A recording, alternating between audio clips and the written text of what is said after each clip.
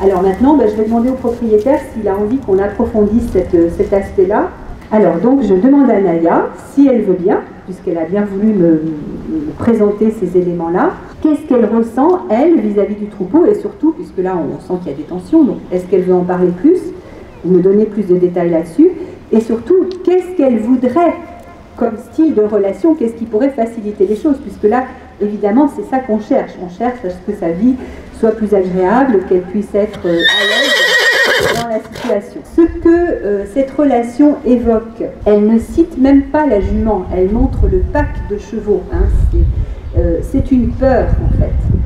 C'est une jument qui, comme on le disait tout à l'heure, comme vous le disiez, n'est pas vraiment dominante, elle ne sait pas vraiment se défendre, elle ne sait pas s'en sortir toute seule. Elle est, au fond d'elle, malgré son beau profil d'adulte, elle est restée psychologiquement un petit poulain qui attend qu'on la protège.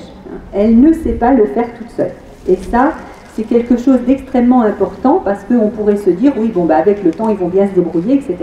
Pour elle, non. Ça va se terminer par un ulcère ou par des coups ou par un problème. Si on la laisse comme ça, il faut accompagner la situation. Puisque là, on apprend que psychologiquement, elle n'a pas encore développé les moyens de s'affirmer. Alors évidemment, son travail un petit peu particulier de vision pure, qui n'est pas le travail classique que font la plupart des chevaux, peut l'aider à partir du moment où il y a quelqu'un qui le sait et qui va l'accompagner. Et donc ce que je vais faire là, eh bien, c'est que je vais commencer à l'encourager, à lui dire, mais tu sais Naya, il y a des moyens de s'en sortir. Tu n'es pas toute seule avec ça. Et moi j'en connais plein d'autres chevaux qui ne savaient pas se débrouiller socialement, qui ne savaient pas se défendre à cause de leurs histoires de vie, etc. et qui ont appris. Et toi aussi tu peux apprendre. Toi aussi, on va pouvoir t'aider et peut-être tu vas pouvoir trouver des modèles, etc. pour développer ta capacité à ne pas te laisser faire par rapport à une ado qui débarque et qui met le bazar. Et là, vous percevez peut-être dans sa gestuelle, puisque je suis en train de lui transmettre le message, qu'elle est extrêmement attentive et tout à fait dans sa noblesse. On n'est plus dans l'animal qui est... voilà, qui est inquiet, qui est agité, qui est un petit peu là, un petit peu ailleurs, etc. Et donc je lui donne à nouveau cette nourriture émotionnelle, cette nourriture psychologique de Naya qui est grande et qui prend sa place et qui sait s'y prendre avec une embêtante et qui découvre qu'elle pourrait peut-être être autrement. Alors peut-être qu'elle ne va pas très bien savoir comment faire, peut-être qu'elle va tâtonner, peut-être que ça va créer un peu des remous. Bien sûr, peut-être aussi il faudra l'accompagner encore, puisque là nous sommes là quelques minutes ensemble, mais en tout cas, elle a pris dans son psychisme l'image, voilà, du cheval qui peut s'en sortir comme une grande. Et ça, c'est extrêmement important pour elle, ça va lui changer sa vie. Alors, vous pouvez me croire sur parole pour l'instant, on voit qu'il y a une détente qui se produit chez elle maintenant. Et ce qui est merveilleux avec les animaux, c'est que ces choses-là qui nous paraissent extrêmement simples, extrêmement légères, vont entraîner des changements de comportement qui sont radicaux et immédiats.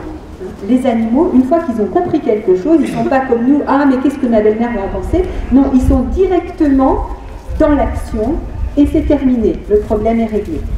Le présent continue, c'est une dimension psychologique extrêmement précieuse, extrêmement magnifique. Voilà, et donc je la félicite, je lui dis Naya, tu es un grand cheval et je suis fière de toi. Et ton propriétaire aussi. Voilà, nous sommes fiers de toi. Voilà, et là il y a une rivière de reconnaissance qui est en train de couler, peut-être pas de reconnaissance, mais de soulagement, de bien-être, enfin je ne sais pas quel est le mot, mais quelque chose qui vient de se remettre à couler à l'intérieur de son corps, de son cœur. Et si on avait ici quelqu'un qui fait de l'énergétique, comme il y a eu des présentations de shiatsu, eh bien vous pourriez déjà peut-être à distance, je ne sais pas, vous êtes shiatsu, eh bien vous pouvez sentir que son système énergétique vient de se modifier. Ça agit non seulement sur le psychisme, sur la réaction comportementale, on l'a vu, mais aussi sur l'énergétique. Et parfois, eh bien, on peut avoir tout simplement des modifications qui sont perceptibles par les thérapeutes shiatsu et autres. Et thérapeute Reiki. Voilà, alors maintenant nous allons avoir le temps d'aborder la deuxième problématique. La deuxième problématique, c'est cette douleur donc au niveau du pied, de l'antérieur droit. qui a été traité, qui est en cours de traitement, parce que bon, c'est voilà, les pertes de l'intéressé, c'est des traitements qui sont sur le long terme, donc c'est des mois, un minimum. Et donc, je vais lui demander comment elle se sent au niveau de son pied droit. Je vais directement sur le sujet qui intéresse le propriétaire. Donc, comment est-elle maintenant? Et je voulais juste vous signaler le temps qu'elle finisse son tour d'honneur là-bas, que j'ai travaillé avec des confrères et des consoeurs pour établir des grilles d'évaluation de la douleur chez le cheval, notamment post-opératoire ou dans les coliques. Ce sont des animaux qui sont capables de vivre des douleurs extrêmement violentes dans certaines pathologies. Et la communication intuitive peut être extrêmement utile en complément de paramètres biologiques comme la fréquence cardiaque ou d'autres. Et donc on peut avoir comme ça une estimation très très fine de quand est-ce qu'il faut redonner un antalgique ou quelle est la nature précise de la douleur, et ça oriente évidemment des personnes qui ont déjà les connaissances médicales. Alors voilà, elle est prête pour la suite. Je vais lui demander donc à nouveau comment ça se passe dans cet antérieur droit pour elle. Alors, donc là maintenant, nous allons avoir des informations extrêmement précises qui pourront certainement être corroborées, compléter les radiologies ou autres examens médicaux qui pourront être faits. Il y a une douleur donc au niveau de la troisième phalange, sur l'avant, juste au niveau de la pointe de la fourchette, et qui est en profondeur. C'est une douleur permanente et c'est une douleur qui s'aggrave avec le fait de se déplacer beaucoup. Donc plus elle est au repos et moins elle a mal. Et une autre chose qui la soulage aussi, c'est la température tiède. On pense souvent qu'un animal qui souffre comme ça, il a besoin de froid. En fait, en l'occurrence, elle a besoin d'avoir du tiède. Donc ni trop chaud, ni trop froid. C'est une douleur, alors je vais lui demander la permission. Je vais simplement montrer dans ton pied où ça se trouve. Oui, ma chérie. Donc pour que son propriétaire se rende bien compte d'où ça fait mal, donc au niveau de cette ligne-là dans le sabot, à cet endroit-là, ici, toute cette distance-là, et au niveau de cette profondeur-là. Donc après au niveau de la radio, ça correspond au haut de la phalange. Il y a une douleur qui est toujours là, qui est aggravée par l'exercice et qui serait cohérente médicalement avec une déminéralisation. Donc c'est pas fini. Il faut continuer le traitement. Bien sûr, je peux demander à Naya ce qu'elle aimerait comme traitement pour la soulager. On n'aura pas la réponse du vétérinaire, puisque un cheval n'est pas un vétérinaire, mais on aura des idées, des pistes de choses qui pourraient soit la soulager, soit lui apporter peut-être un réconfort moral, enfin bon, et ce sont des choses qui sont importantes aussi. Dans la pathologie, il n'y a pas, dans le soin qu'on peut donner à un animal qui souffre, il n'y a pas que le médicament, il y a aussi l'attitude, le terrain, enfin tout ça on le sait, mais je vais lui demander maintenant pour elle précisément, quelle est ou quelles seraient, à son avis, les choses qui pourraient soulager cette douleur permanente. Et là, voilà, c'est tout à fait classique. J'ai eu un type de réponse qui est typique d'un cheval. Elle a l'impression que tout son antérieur droit est comme un peu paralysé, si vous voulez. Elle n'arrive pas à avancer. Faire ce geste-là, engager l'antérieur droit, est une chose pénible pour elle. Alors peut-être vous l'avez déjà remarqué. Voilà, donc peut-être, allez-y, décrivez-nous un peu ce qu'elle fait quand il faut la travailler au niveau de son antérieur. Alors justement, comme je connaissais sa pathologie, justement, on n'est pas trop au travail. Je la laisse plutôt au repos. Néanmoins, elle est montée, on sort en extérieur de temps à autre. Mais je ne pousse pas dans les exercices comme avec d'autres chevaux où je vais chercher beaucoup d'assouplissement, enfin du travail physique. Là, je prends en compte sa difficulté. Et du coup, je l'aménage sur ce point-là, mais c'est vrai que j'observe parfois en pâture, quand elle remonte, qu'elle n'est pas tout à fait bien dans ses sabots. Merci beaucoup. Et donc pour elle, psychologiquement, il y a la douleur au pied, mais il y a surtout cette espèce de « Ah, comme c'est pénible d'avancer l'antérieur droit ». Et là, on pourrait aller vers des fleurs de bac, comme Hornbeam, le remède du lundi matin, oh, il faut se remettre au travail, qu'est-ce que c'est pénible. On pourrait aller, bien sûr, vers d'autres approches, le shiatsu, ou des choses qui vont libérer l'ostéopathie, peut-être, bien qu'il n'y ait pas un blocage particulier dans une partie anatomique bien précise. Enfin, en tout cas, il faudrait aller, en plus du soin spécifique de la déminéralisation, vers des approches qui vont libérer ce mouvement. Le stretching et point pourrait aussi l'aider, bien sûr, Il y a différentes choses et donc je vais juste lui proposer un tout petit soin et puis lui demander comment elle l'a vécu, si ça vous va. Au départ, quand on l'a récupéré, comme on n'avait pas vu le arracher le ferrant, la première chose c'était effectivement de voir, donc vous voyez elle est pieds nus, elle est pas ferrée. Et donc par rapport à, je veux dire, le vétérinaire nous proposait comme soin, on a fait le choix de faire des injections. Donc il m'a dit que ça pouvait prendre un peu de temps. Je n'observais pas forcément de changement, en tout cas majeur, donc je pensais qu'elle se souvenait de la douleur, c'était en sa mémoire, et donc probablement que c'était présent et que c'était l'une des raisons qu'il expliquait. Mais probablement que ça pouvait être déjà sur la voie de la guérison, du moins à l'intérieur. Saisir l'opportunité de cette séance pour pouvoir être fixé et savoir si effectivement elle a besoin d'autre chose ou si c'est juste de la patience et du repos.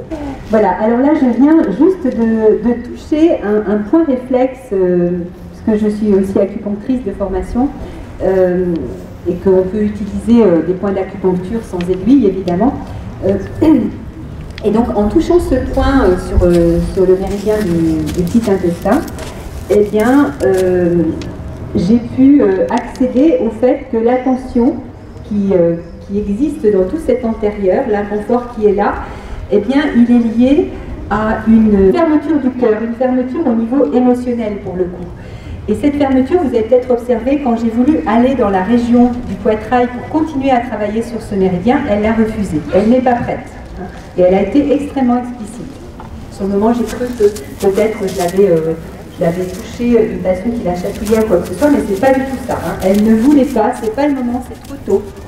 Donc j'ai mis en évidence et je lui ai aidé à prendre conscience que cette difficulté qu'elle a au niveau de l'antérieur, qui est peut-être en relation directe ou non avec la déminéralisation, je ne sais pas, mais en tout cas cette difficulté qu'elle vit, elle, au niveau de l'ensemble du membre, est liée à une souffrance émotionnelle. Et donc en communication intuitive, donc là je ne vous ai pas expliqué parce que ça s'est passé en temps réel, il y a eu, quand elle était petite, un cheval qui l'a mordu sur l'épaule. Et elle a eu l'impression que c'était vraiment très méchant de la part de l'autre. Et ça lui a fait fermer son cœur, et ce qui fait que maintenant, avancer son antérieur représente revivre un peu ce moment difficile, ce moment de vive contrariété, de surprise, d'état de choc. « Oh mais je ne m'attendais pas à ça, peut-être de la part d'un copain », enfin vous voyez, quelque chose comme ça, et là on observe un petit peu d'irritation. Elle est en train de revivre encore une fois cette situation ad nauseam. C'est comme nous, les animaux, quand ils vivent une émotion difficile, eh bien ça existe à l'infini jusqu'à ce qu'on ait un moyen de sortir de cette souffrance, de cette zone de difficulté. Et c'est comme nous aussi, les animaux somatisent les événements désagréables. Donc en fait aujourd'hui, eh bien il y a eu pour elle, pour Naya, une prise de conscience du fait que son antérieur, qui est lourd, pénible, etc., est comme ça parce qu'il y a eu cette contrariété non gérée dans sa jeunesse. Alors, on peut continuer avec les fleurs de Bach. Bien sûr, à ce moment-là, on va lui donner les remèdes du choc, les remèdes de la contrariété, les remèdes de la peur, puisqu'il y a eu une peur aussi très importante au moment de cette morsure. Et puis, petit à petit, comme ça, étape par étape, on peut continuer à l'accompagner. Et vous voyez que quand on donne des fleurs de Bach à partir de la communication intuitive, eh bien, on donne la fleur qui correspond aux besoins de l'animal et pas ce qu'il y a dans le manuel parce que ça permet d'être plus courageux, par exemple. On est vraiment personnalisé. Et c'est ça l'intérêt de cet outil aussi, c'est de proposer un accompagnement tout à fait adapté aux besoins de l'animal en temps réel. Et puis, voilà, elle va faire son processus elle-même avec cet événement de son passé. Je vais l'accompagner en lui disant, mais tu sais, ça fait longtemps. Et maintenant, si quelqu'un venait te mordre, je suis sûre que tu serais beaucoup plus sur tes gardes et que tu saurais te défendre. Donc, tu peux l'oublier, cette espèce de nul qui est venu te mordre quand tu étais petite. Prends les choses comme ça, un peu comme avec un enfant. Il n'y a pas de raison. Nous aussi, nous avons une part comme ça de naïveté qui peut évoluer avec l'encouragement, avec le regard extérieur bienveillant. Voilà, alors je crois que je vais fermer ici la relation avec Naya, à moins que son propriétaire veuille nous faire un feedback. Non, merci, ça précise effectivement un certain nombre de points et d'hypothèses qu'on avait. Je vous remercie beaucoup pour...